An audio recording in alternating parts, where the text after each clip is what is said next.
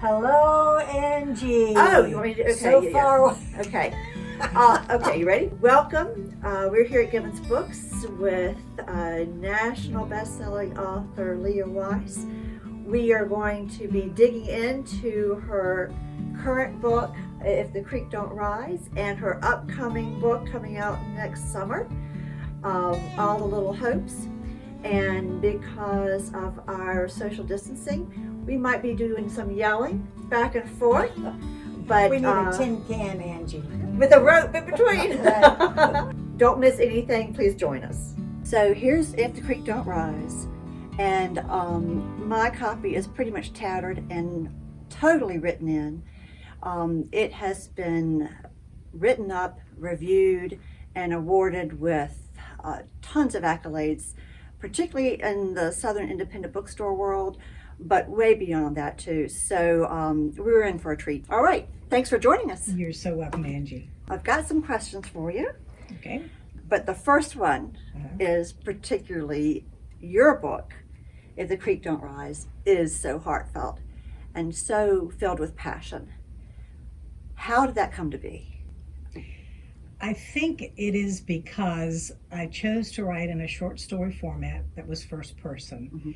My friend Kathleen Grissom had said at one time when we were having coffee, she said, I'm finding that my favorite books are written in first person. And I had started a story that was one of this book's stories, and it was third person. And when I went back and changed it to first person, it was as if I had crawled into the skin of that character that was very different, as if I was an observer. So I think having first person is important for that intimacy. But then too, it was the format that I chose because I did cut my writing teeth on short stories. And I came upon the idea after writing a short story about Sadie Blue. It was the first little contest that I'd ever entered that I won. It was a little national prize that came with $150, and I thought, oh my gosh, could this be any better? But the short story was only 4 pages long.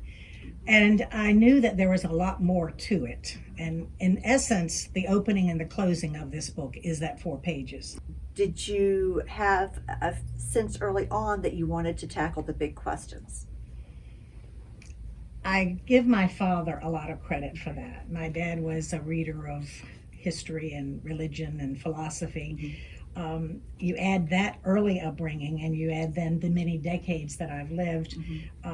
It's pretty normal for at this point in my life for me to be able to say, what are the lessons in the hardship? Not simply what were my hardships. To be able to say the scars were well earned. Sadie's scars were well earned. That is a gift if one can get to that point. Yes. Right? Yes. Everybody's got potential. It is just a really nice reminder that in our daily life, you see something, but there's more to dig in and to see the fullness behind that, whether it's the struggles or the opportunities. Yeah, well, Angie, I often have to say that I don't deserve a lot of credit for the wisdom of my characters. I've been wondering about this. Really, people say, oh my gosh, you must be so smart and so brilliant. It is a funny thing because these characters literally talk to me. And I remember Kathleen Grissom saying that, and I've heard other writers say that. That is that glorious moment when they are taking on a life of their own. And so obviously, Darling Birdie, and same way with Dear Maris, would I love to walk in those shoes and be that kind and gentle and forgiving? Yes, but am I? No. So I think it's letting myself be open to better ways and even harder ways and bitter ways. The character of Roy Tupkin was one I really did not want to write his chapter. And one of my writing groups, again at Wild Acres, said, you owe it to the reader. We need to know what's happening with him. He is Sadie Blue's husband, abusive husband, who when the book opens at the 15 days of their marriage, he is still abusing his wife, or really beginning to do it consistently. And so I remember thinking, well, do I really want to spend time with Roy Tupkin at 3 a.m.? Because sometimes I would come home from my job on a Friday, and Sunday night I'm still in my same clothes, sort of mesmerized by these characters telling their stories. And what I found with any of the characters was that there was that special secret that we wouldn't know unless we were, again, first person, private inside. Exactly. And when Roy was talking about his mother and his upbringing and the men coming in and out of his mother and in that trailer, you can't help but say, what would happen if I walked in those shoes? Right. It doesn't you don't forgive his crimes, but his forming is more understandable. Sure. So that's I was wondering where these reams of wisdom come from in one person, one writer. On page 134, this sentence, I'm shot through with envy at simple joy that won't mine, and anger grabs me so tight I can't breathe. I literally felt that, that sense that you so concisely and so beautifully were able to create the emotional state of the character without explaining the emotional state of the character. It is a goal, and it was one of my goals as a short story writer to do really strong character development. And in this book, I was careful that every opening paragraph told you just about all you needed to know about that character. Without saying, she's 5'2" and 113 pounds and whatever. That doesn't really tell you that person. Interestingly, Prudence was modeled a little bit after Olive Kitteridge. When I read Olive Kitteridge, it was one of the first books that I'm saying, oh my God, what a despicable character, but I can't look away. And bless her heart. Yeah, bless her heart. And so I remember that was inspiring both Gladys, but particularly Prudence, who was put into such an awkward position, having had a granddaddy, a daddy, and now her brother as preacher Eli's for that community. In her chapter, one of my favorite little lines in there is, besides her opening sentence, which is, hell is being born into a family of preachers named Eli. Beautiful. She says, a person can't have a thought to herself without some rule taking the starch out of it. From the time I could walk, the path was marked and only a fool would wander.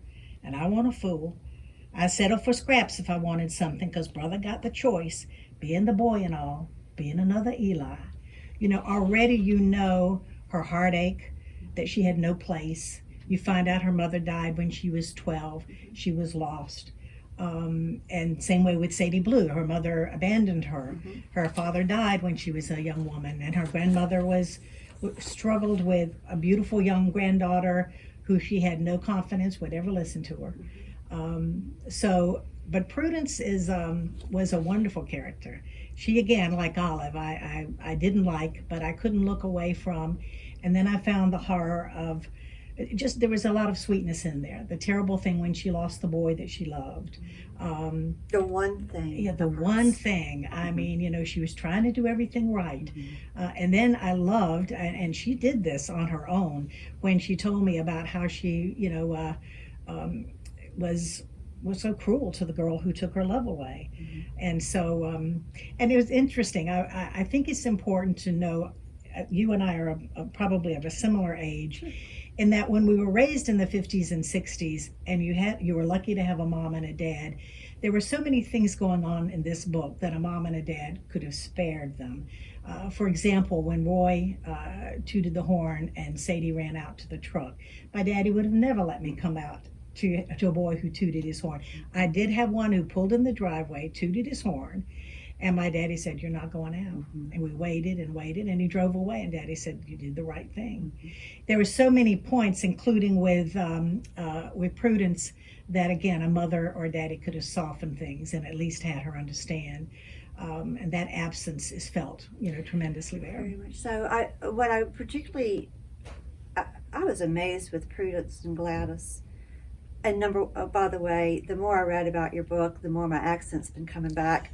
Yes. It's getting thicker and flatter the more I read.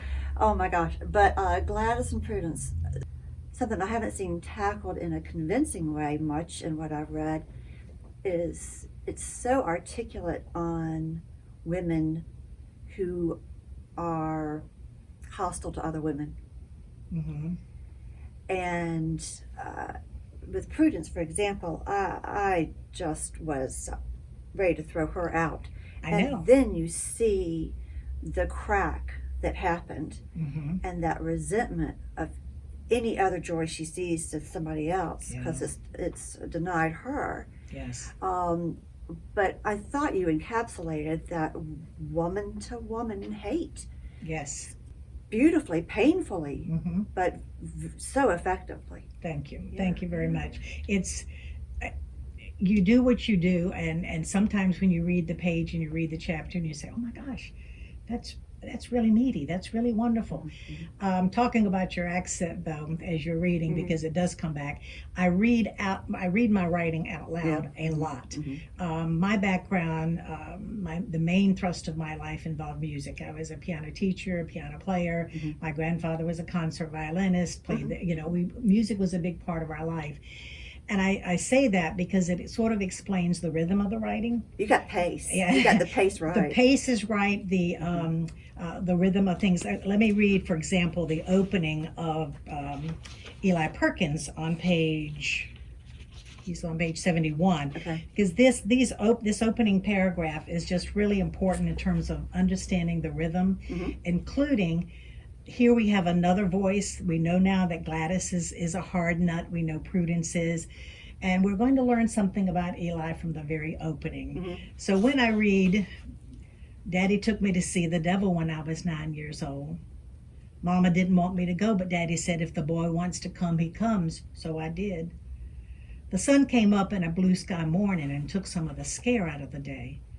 Daddy carried his Bible clutched to his chest with one hand, and he held my hand with the other as we walked without talk through the woods to see the devil. So, you just deliver that right. I mean, it's, I think when we're reading inside our head, we want that. If it goes on and on, it can be a labor. But I loved the audio version of my book. I don't know how many readers have actually listened to it. They had a male and a female do both the different ones, and Kate Forbes did a magnificent job. And she's from Chattanooga, Tennessee. She's a Shakespearean actor in New York City, but put on her South for that. And then Tom Streckbeck, who had done Cormac McCarthy's books. So they did a marvelous job of capturing that. And I encourage people to read out loud because whether it be to an invalid or to your children or in bed. In fact, my husband, who's here with me tonight, when he first read it, he read it through, and I said, he was starting it, and I said, would you want me to read it to you? Well, he handed it to me, and it became reading time for us when we climbed in bed and was, sitting there. And I could bring. He's a Michigan man. He's not a North Carolina girl. Sure. And so all of a sudden, that language, which can seem foreign, made a lot of sense. And actually, choosing that dialect was very intentional. It was. I have seen early writings of Mark Twain where all the dropped commas and the different things that are on it make it look like ants on a page. So I wanted both to your eye and your ear for this dialect not to be so foreign that it stood between you and the good story. So it's modified, of course. It is not true to Appalachian Mountains, but it's true enough. I know you're working on a new book. Yes. Let's start with an update of where you are. Thank you so much for giving me the opportunity to talk about something that is so exciting for me. I have a new book coming out. It will be out in July of 2021.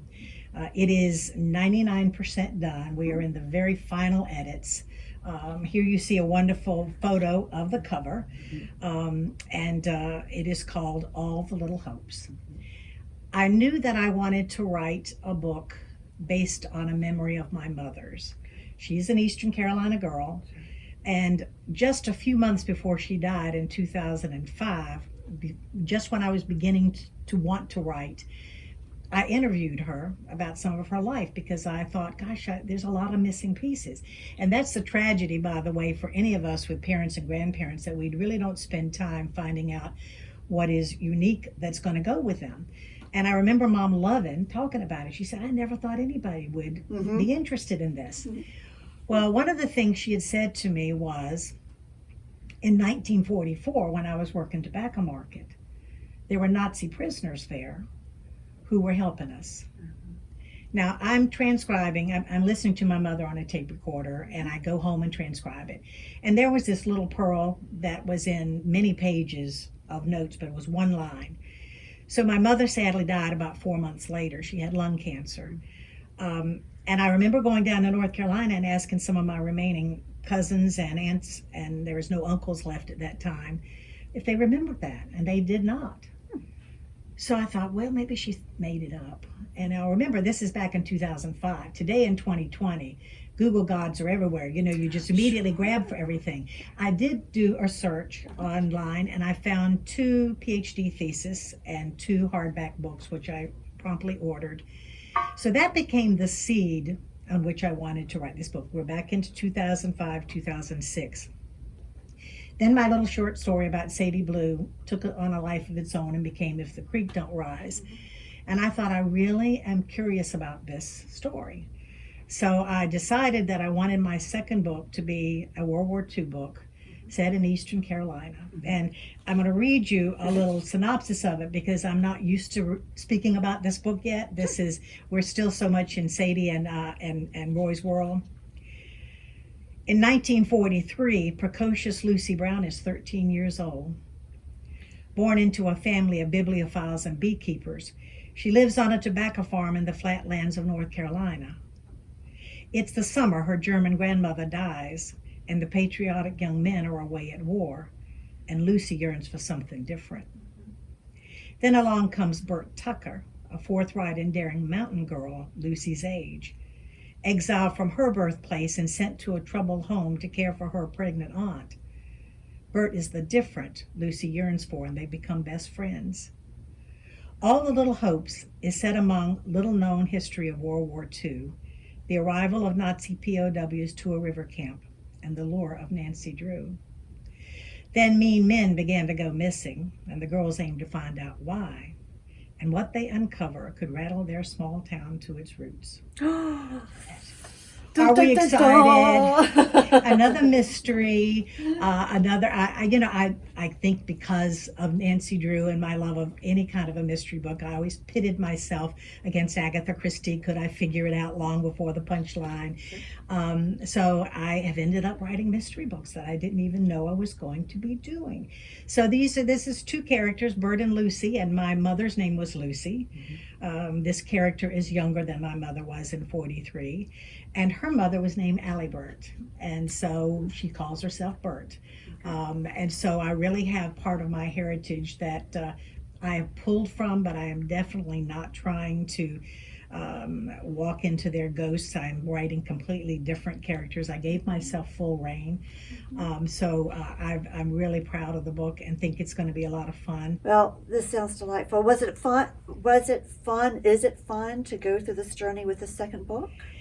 I was challenged by my agent, Rebecca, to write a plot-driven book. The first book was character-driven. She understood both the talent that I had for that, my affinity for it, but it was a challenge to find plot-driven. In fact, my first draft to her had 2 plot lines, and she says, no, we can't have 2 plot. Let's pick and choose. So with good logic, we chose one with the girls and the missing men, and then everything else can sort of be passed through, these pieces of history. At this point, I can say I'm super happy. A year ago, I was really, really struggling. It's because to get the writing voice right, to get a story down, and then to go back and to have the characters really speak, to have a diversity of my 2 girls, was a lot of time. But I knew when I was honed in on it, and that was a satisfying time, when I knew it was getting close there. And it's been evident with the publisher, who's just really thrilled with what we're putting together.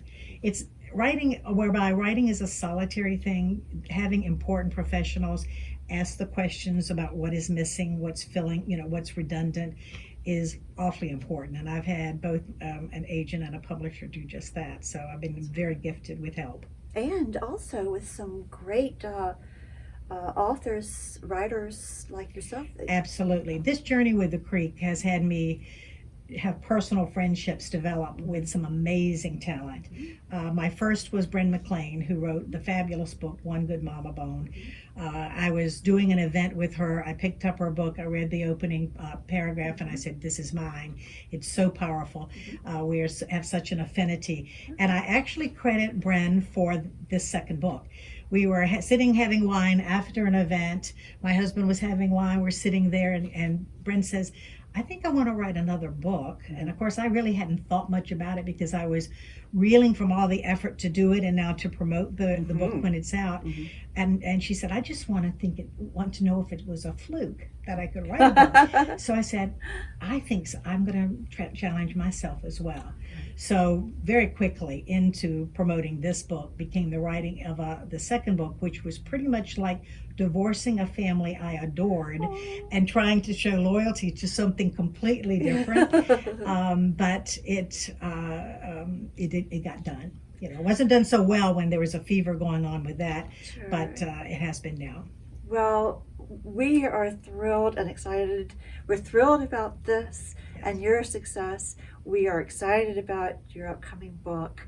As soon as I saw the cover art, I was like, boy, I already got a feeling for it. Right? Yes. So I hope you'll keep us up to date as to how that goes, because people come in and ask all the time, Fantastic. what are the expectations? Yeah. When are we going to see something? Well, you know, Angie, Given's Bookstore is a huge gift to the Lynchburg community. Thank you. And what you all have been able to do through the pandemic has been stellar. And the fact that we can be talking and share this on the wonderful National Independent Booksellers Day, that I'm a part of it is really a dream come true. So thank you. Thank you. And thank you for saying that, because I want to make sure everybody knows that we have our social distance down. Yes, we do. Yes, we do. So thank you so much for taking the time out of your evening and all of your writing progress to join us and give us a glimpse into where you've been and where you're going. Thank you so much, Angie.